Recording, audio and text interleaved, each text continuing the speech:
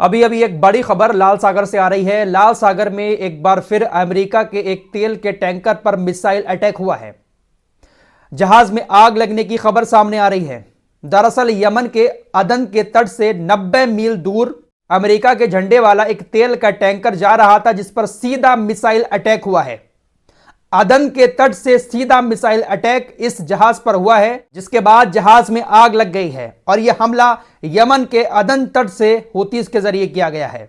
एक यमनी सैन्य सूत्र ने अल जजीरा को बताया कि एक तेल का टैंकर जिस पर अमेरिका का झंडा लगा हुआ था, इजराइल की तरफ तेल लेकर बहुत तेजी के साथ बढ़ रहा था। हूतीस की तरफ से इस तेल के टैंकर को चेतावनी दी गई, इसको रोकने के लिए कहा गया, लेकिन यह नहीं रुका, जिसके बाद यमन के अदन के तट से डायरेक्ट एक मिसाइल अटैक इस जहाज पर किया गया, जिसके बाद इस जहाज में आग लग गई।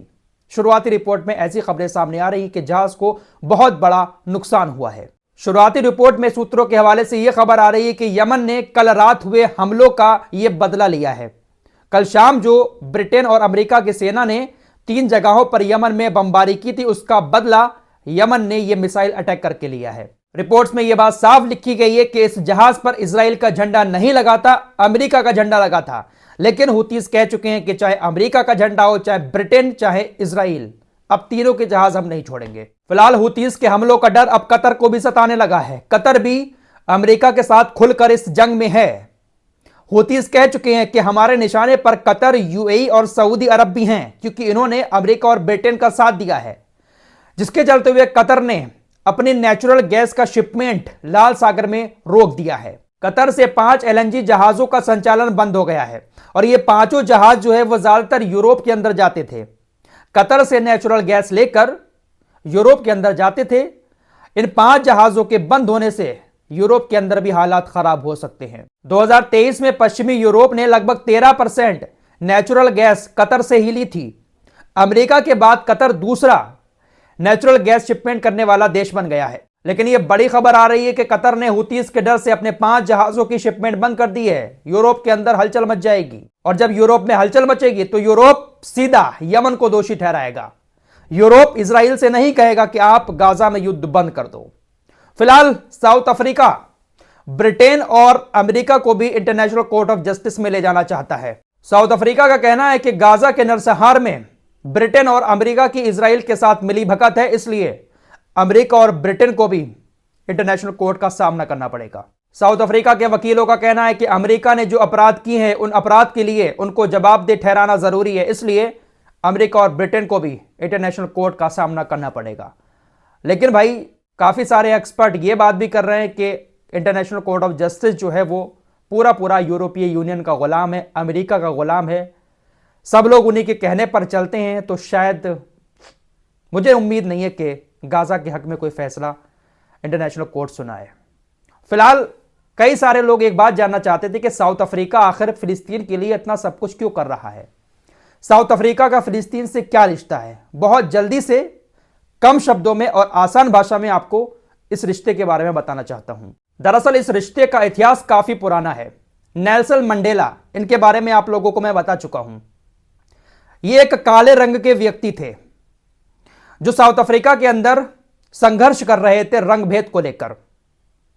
1990 के करीब साउथ अफ्रीका के अंदर जो सरकार थी वो काले रंग वालों से बहुत ज्यादा नफरत करती थी। तो नेल्सन मंडेला संघर्ष कर रहे थे कि काले रंग वालों को भी उतना ही सम्मान दिया जाए यहां पर जितना गोरे रंग वालों को दिया जाता है। उसी बीच फिलिस्तीन के अंदर हमास के जो नेता थे यासिर अराफात, वो भी अपनी आजादी के लिए संघर्ष कर रहे थे।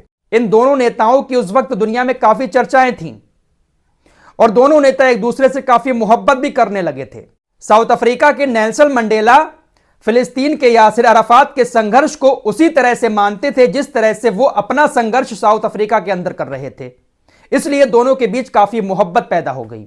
रंगभेद के खिलाफ संघर्ष करने की वजह से नेल्सन मंडेला को जेल में भी डाला गया। 1990 में वो जेल से बाहर आए। जेल से बाहर आने के 2 हफ्ते के बाद नेल्सन मंडेला जाम्बिया गए, जहां पर उन्होंने दक्षिण अफ्रीका के कई सारे नेताओं से मुलाकात की। उन नेताओं से मुलाकात की जो उनके संघर्ष में साथ दे रहे थे। उन्हीं साउथ अफ्रीका के नेताओं के बीच यासिर अराफात भी खड़े थे, फिलिस्तीन वाले यासिर अराफात। नेल्सन मंडेला ने जैसे ही उनसे मुलाकात की, यासिर अराफात ने उनको गले लगा लिया। यासिर अराफात ने उनके दोनों गालों पर चूमा, माथे पर चूमा। उसके बाद नेल्सन मंडेला ने भी यासिर अराफात के दोनों गालों पर और माथे पर चूमकर एक दूसरे का शुक्रिया अदा किया। यहीं से संघर्ष करने वाले दोनों नेताओं की मुलाकात होती है और दोनों नेता यहीं से काफी ज्यादा एक दूसरे से जुड़ जाते हैं। नेल्सन मंडेला मानते थे कि जिस तरह से अफ्रीका के लोग रंग की वजह से परेशान है, यहां पर उनके साथ भेदभाव किया जाता है, उनको आजादी नहीं मिल पा रही है, इसी तरह से फिलिस्तीन के लोग भी परेशान हैं। तो गाजा और फिलिस्तीन को नेल्सन मंडेला एक जैसा मानते थे। फिलहाल 1994 में नेल्सन मंडेला दक्षिण अफ्रीका के राष्ट्रपति बन जाते हैं। लोगों ने उनको काफी पसंद किया, उनके संघर्ष को काफी पसंद किया और 1994 में वो राष्ट्रपति बन गए। राष्ट्रपति बनने के बाद उन्होंने एक बात कही थी कि हम तब तक आजाद नहीं होंगे जब तक फिलिस्तीन आजाद नहीं हो जाता। बस यही बात उनकी पार्टी के नेता अभी तक फॉलो करते चले आ रहे हैं कि साउथ अफ्रीका तब तक आजाद नहीं होगा जब तक फिलिस्तीन आजाद नहीं हो जाता। इसी स्लोगन के साथ जो भी राष्ट्रपति इनकी पार्टी का बनता है वो फिलिस्तीन के सपोर्ट में अपनी मोहब्बत दिखाता है। राष्ट्रपति बनने के बाद नेल्सन मंडेला ने फिलिस्तीन का दौरा भी किया था। रामल्ला के अंदर नेल्सन मंडेला स्क्वायर भी बना हुआ है। तो साउथ अफ्रीका की फिलिस्तीन से मोहब्बत करने की सबसे बड़ी वजह यही है।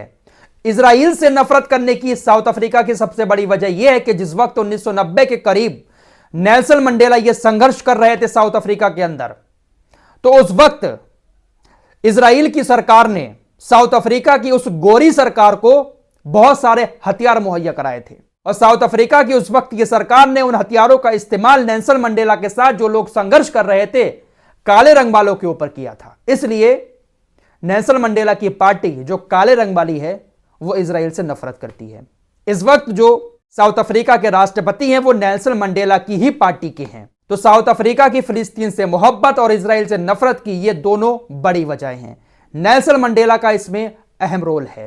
इंटरनेशनल कोर्ट ऑफ जस्टिस में साउथ अफ्रीका की टीम ने जब अपना केस लड़ा तो उसके बाद खुद साउथ अफ्रीका के इस वक्त के जो राष्ट्रपति उन्होंने कहा था कि हमारे राष्ट्रपिता ने कहा था कि जब तक फिलिस्तीन आजाद नहीं होगा तब तक साउथ अफ्रीका भी आजाद नहीं हो सकता।